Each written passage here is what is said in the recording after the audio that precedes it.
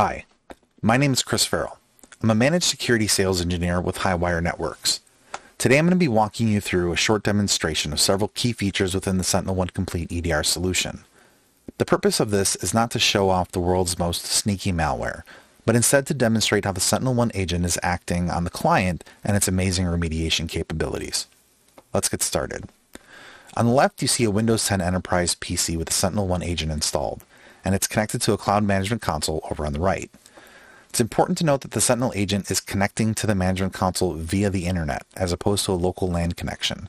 This is significant because as the detections are being firing off on the computer, you'll see a near instantaneous update to the management console with virtually no delay. On the left here, I have an open spreadsheet, similar to what's been used for decades in the business world. Like many spreadsheets, this one has macros built into it for useful and usually innocuous things, such as the ability to connect to the internet and the web to update its currency exchange rates. Let's go ahead and do that. One of the things you're going to notice right off the bat is that the exchange rates have changed, but no detections have been fired off. And that's because just because it has macros in it doesn't necessarily mean it's bad, right? Nothing bad has actually happened, and the agent hasn't detected any processes that are abnormal. But if we go ahead and click on this comically large attack button, which very easily could just be a trigger based off of a certain amount of time. So I could put a timer in here saying after 8 hours of after updating it, after the office is now closed and everybody's gone for the day, then go ahead and start the attack. As this happens, you're going to notice that the detection is immediately recognized by the SentinelOne agent. And in fact, if we go over and pivot to our console, we're going to be able to see that a brand new incident has been updated and loaded in here. Let's go ahead and click on that.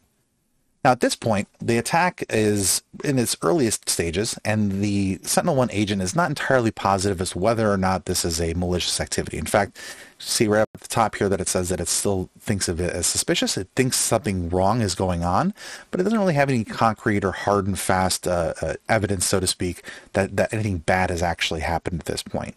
Now, it's important to note that in our Security Operations Center, things that are suspicious do not get auto-mitigated against. These are things that will be investigated on, and it's not until this would actually move over into malicious would we actually have the auto-mitigation do its thing.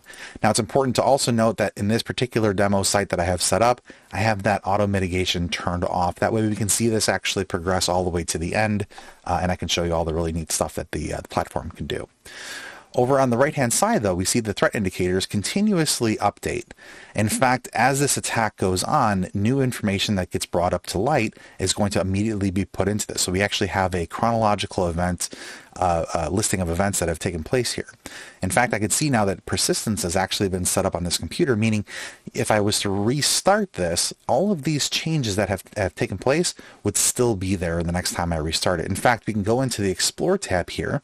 This is one of the key differentiating factors that separates SentinelOne Complete from the other offerings in the SentinelOne lineup, is that we can actually utilize some of the threat hunting tools that are embedded within the tool itself. So we can see here that 4Files, which is a program that's used to launch other programs, essentially, was used to bring up the command line. And then the command line processes that we see here give us some really interesting indicators. And so I mentioned that persistence before, and we can see actually that on this guy right here, we have a scheduled task that was put in there, an hourly scheduled task. So we're going to go ahead and investigate that a little bit later and see kind of what that looks like. If we go back over to our overview tab, we can see some additional stuff has happened. In fact, we don't even have to look at here. We can see that my background's been changed and all of my files have been encrypted. I can't open any of these, and the two little thumbnails of those kitty pictures are now completely obfuscated.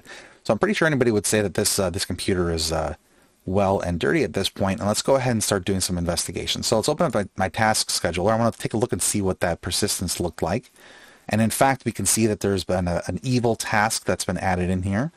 And it's set to be triggered every single hour, on the hour indefinitely until time memorial. And if we go down, we actually have a really, really evil task that gets triggered at system startup. Now, I'll be 100% honest with you, I have no idea what this one does, and I'm kind of afraid to try.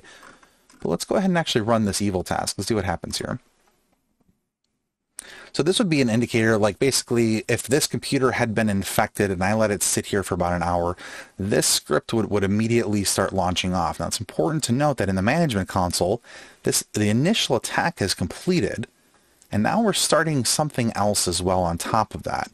And in fact, over in the threat indicators, we're going to see a post-exploitation entry pop up on there. What's nice about this is even though this event took place after the main ransomware activity, it's still being tied by the agent, still being tied back in that timeline to this initial action itself, which is really nice. So even if it doesn't get mitigated right off the bat, and there's additional things that happen to the computer even after the fact, we're able to still see that, track it, and go into it.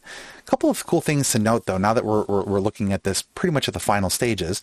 Number one, the file that was used to actually launch this it's a custom file, so it's not going to really be anywhere. But let's go ahead and just make sure, right? So if I open up VirusTotal, which is a nice repository for all of the internet's bad things that usually affect our computers, we see that there's no entries in there. So this detection is completely signatureless based, right? It's not based on a particular file signature. It is 100% based on all of the different processes that were changed, files that were changed, and the ways in which they were done. In fact, we can see that all of these different threat indicators have been mapped over to individual MITRE techniques. And what's nice about this is that we actually share this in common with our XDR solution.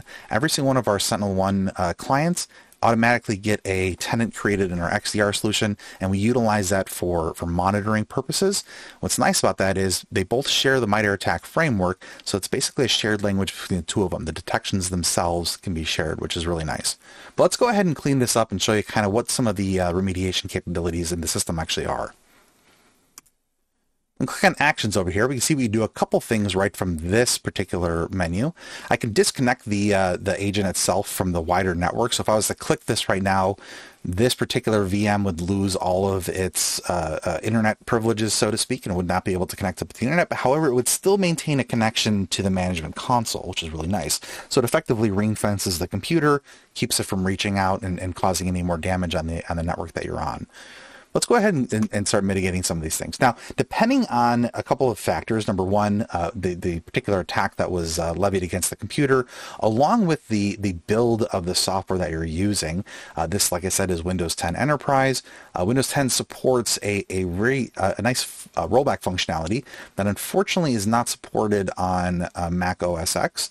So something to kind of keep in mind in terms of overall deployment. What I'm going to show you here is going to be Windows specific, and it is a consequence of both the SentinelOne agent and the Windows 10 operating system that we have the ability to even do this. It's not as if they've truncated that functionality out of the Mac environment. It's just not something that's physically available at this time. But as we can see here, I have the ability of killing all the processes that have been identified as being malicious. I can quarantine those files. I can remediate and remove back and change back system changes like that persistence and whatnot. But what about the encrypted files that are on the computer? Well, I can actually roll that back, and this is that functionality I was talking about. Now, as far as I know, this is shared only by one other EDR client on the market right now, and I have not properly been able to test it out. But let's go ahead and see how this one works. Click the rollback. We're going to go ahead and mark resolve.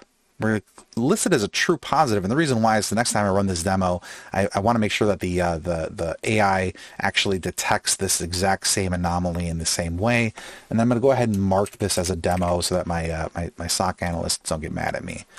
So let's apply that, and we're going to see a couple different things. So immediately we have this new bar that pops up on the bottom, shows all of those different tasks, and as soon as each one starts finishing, it's going to show a completed number at the end of it. And in fact, we can see immediately that my files have been unencrypted. I can open those again. My background has actually been changed to what it was before. And if I update my task scheduler, I can see that evil task and that really evil task have been removed out of it. That's a quick demonstration of the rollback and remediation capabilities of the SentinelOne agent. Again, my name is Chris Farrell. I'm one of the sales engineers here with Highwire Networks and Overwatch Security. If you have any questions, please don't hesitate to reach out. Thank you so much for joining me today.